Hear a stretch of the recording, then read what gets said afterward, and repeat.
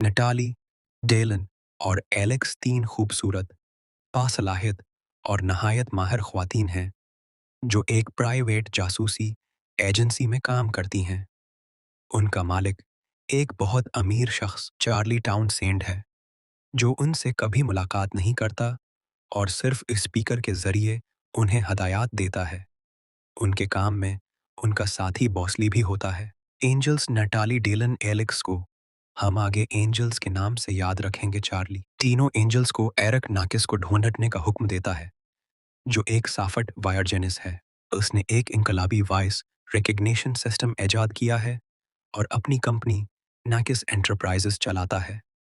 ख्याल किया जा रहा है कि उसे रॉजर कोरन ने अगवा किया है। एक सैटेलाइट कंपनी रेड स्टार का मालिक है। तीनों एंजल्स कोरन की पार्टी में घुस जाते हैं और एक मुश्तबह शख्स थनमीन का पीछा करते हैं। वही थनमीन को खो देती हैं, लेकिन एरिक नाकिस को बेहिफाजत बंधा हुआ ढूंढ लेती हैं। नाकिस को उसकी बिजनेस पार्टनर विविन वॉर्ड के साथ मिला दिया जाता है। चार्ली उन्हें हदायत देता है कि पता लगाएं कि क्या थनमीन ने नाकिस का साफट वायर चोरी किया है। तीनों एंजल्स रेड स्टार के हेड क्वार्टर में घुसकर मरकजी कंप्यूटर में एक डिवाइस लगा देती हैं। रात को डेलन नाकिस के साथ रहने का फैसला करती है और वो करीब आ जाते हैं, लेकिन यह सब एक धोखे था। नाकिस डेलन को धोखा देता है और उसी वक्त नटाली और एलेक्स पर हमले होते हैं। बोसली को विविन पकड़ लेती है और थनमीन कोरोन को कत्ल कर देता है। नाकिस डेलन को बताता है कि उसका अगवा खुद साख्ता था। का असल मकसद एंजल्स की मदद से रेड स्टार के सैटेलाइट नेटवर्क तक रसाई हासिल करना था।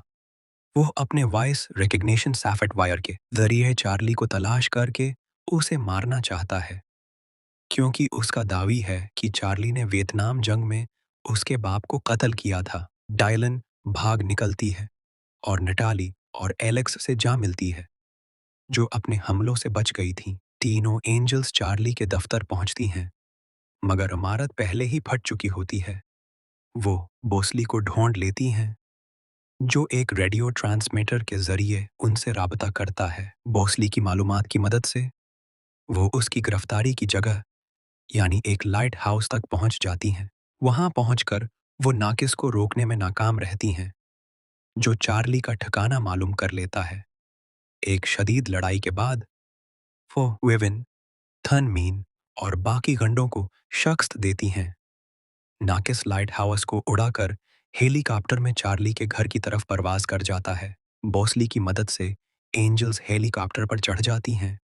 एलेक्स मिसाइल को रीप्रोग्राम कर देती है ताकि वो पीछे की तरफ फायर करे, जिससे हेलीकॉप्टर तबाह हो जाता और नाकिस मारा जाता है। बीच हाउस में दाखिल होती हैं, मगर चार्ली वहां से जा चुका होता है।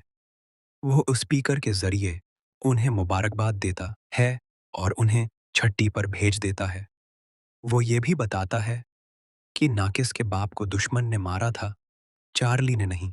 आखिर में जब एंजल्स साहिल समंदर पर चार्ली से फोन पर बात कर रहे होते हैं, डेलन को एक शख्स नजर आता है जो शायद चार्ली है, लेकिन वो कुछ नहीं कहती और चार्ली की सलामती में ग्लास उठा देती है।